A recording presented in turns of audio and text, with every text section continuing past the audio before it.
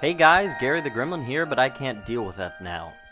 You've begged, you've screamed, you've cried and peed your pants, and now I'm finally giving you my top figures of the year. Well, I'm not giving them to you, I'm keeping them, but I'm going to tell you my top figures of the year. And because it's 2024, I'll be doing my top 24 action figure purchases.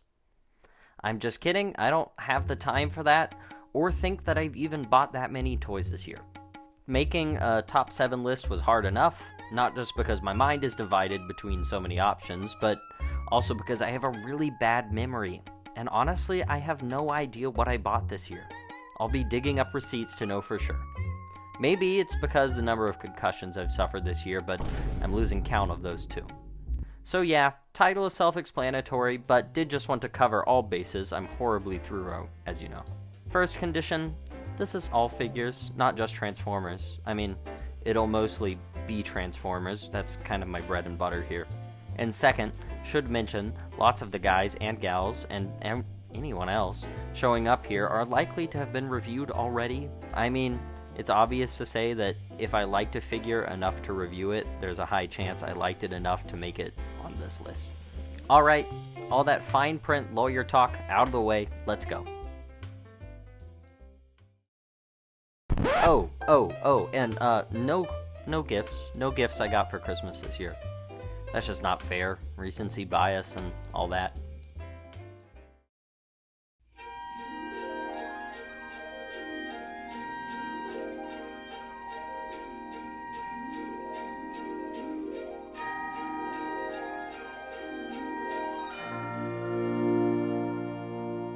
Honorable mention first, Bumblebee movie Megatron.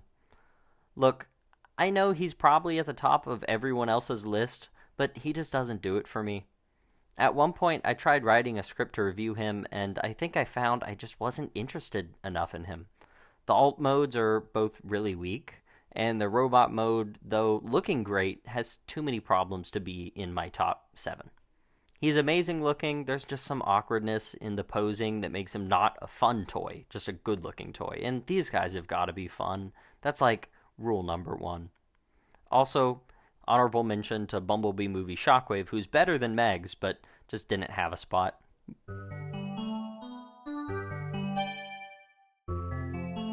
First up, least but definitely not worst, the littlest little dude that could ever little, Studio Series 86 Bumblebee.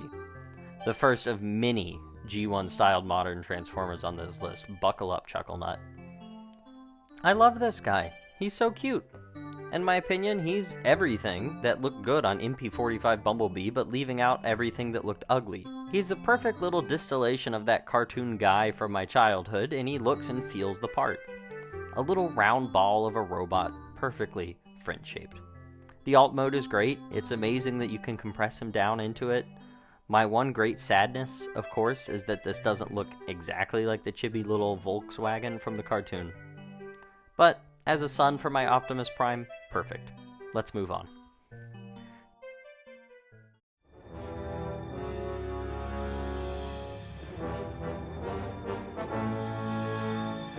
Humongous Giganotosaurus. Yeah, I really don't like this design, but this is the best Hammond Collection release so far. Really, the collector's dream for a Jurassic Park dinosaur figure. I'm saying this at the time of recording. I haven't gotten the Hammond Collection Allosaurus yet.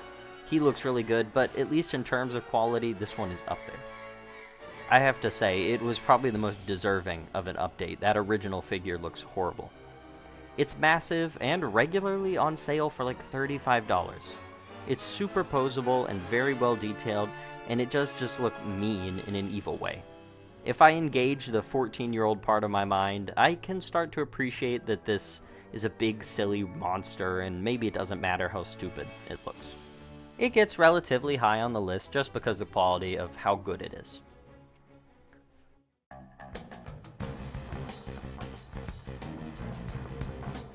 Spot number 5 goes to the amazing Classics Megatron. Yes, this is a toy from 20 years ago, but I didn't get one till this year, and boy, does he not stun you in your tracks. He's such a departure from all things Megatron, and yet very recognizable. Check out that fusion cannon, he is packing. Such a fun toy to handle, no pun intended. And that gun mode is so wicked.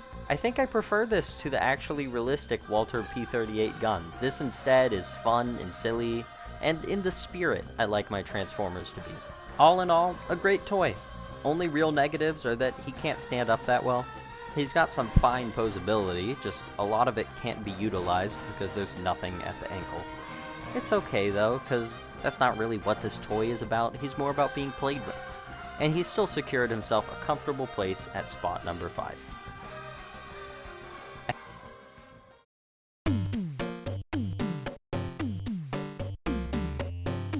A Hammond Collection toy that I love design-wise, but don't really love feel-wise.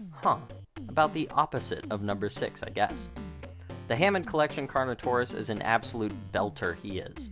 He looks equal parts nasty and mean as he does cute and silly. My copy has some loose feet and a very floppy tail, but that's not stopping the fun. Great detail, great sculpt, great paintwork, and mostly good feel. Hammond Collection is definitely the line with the most promise that I'm collecting right now. I'm so excited to see what comes in the future. There's never any telling on if the next reveal might be something like a $12 concept art Citipati, or if they'll go all out and make a full-fledged $90 Mosasaurus. I cannot wait till we get a Stegosaurus, and oh, let's just move on. I could go on like this all day. Tigerhawk. Love this feathered freak. There's so much good happening here. I'm biased to love them. I don't think I mentioned it in their full review on it, but I did get them on sale for $24 at Target. The best leader class I've experienced this year, and for $1 cheaper than a standard deluxe. They're a large size with some great details and features and just a wonderful presence. Totally radical and extreme in the way I want a Beast Wars toy to be. And it's such a good update of the original without just copying the homework. Those original Ultra classes are great, but they totally have room for improvement, and Tigerhawk does improve. I don't know how else to elaborate, so let's move on to our second to last.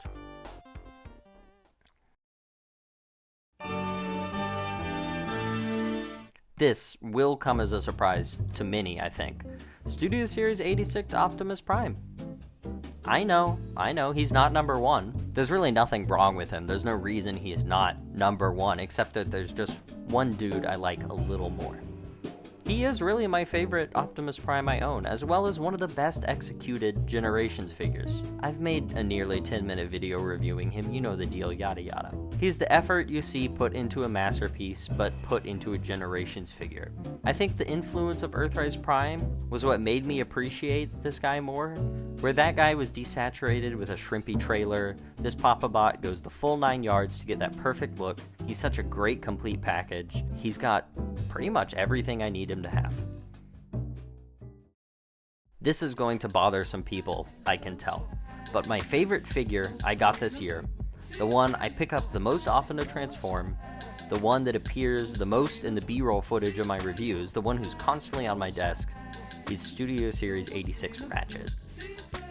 He's the figure I'm most happy with this year, and the one I appreciate the most. He's just that guy. He completes any lineup and looks fresh while doing it.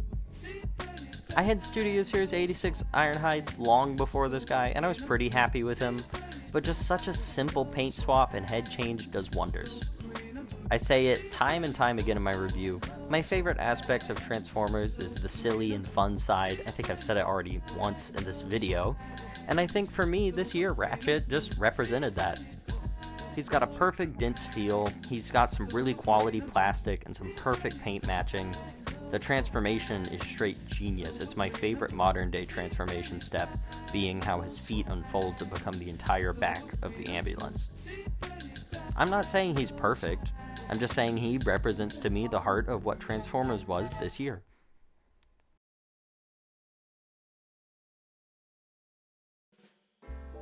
It's been a good year for Transformers. Well, it's been a good 40 years for Transformers.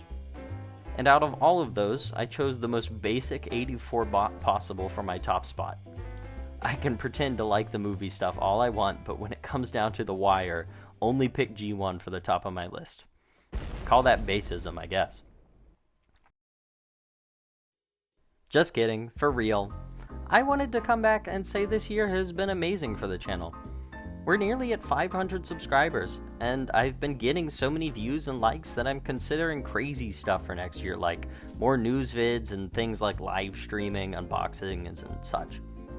My favorite thing from this year has been getting to see regular fans commenting on my videos and posts, and knowing that I have actual admirers that watch my stuff and enjoy it. I love these toys and I love making videos, but the actual fact that people, real people, regularly watch is mind-blowing to me still. So thank you all so much, and here's to next year. Gary the Gremlin, out.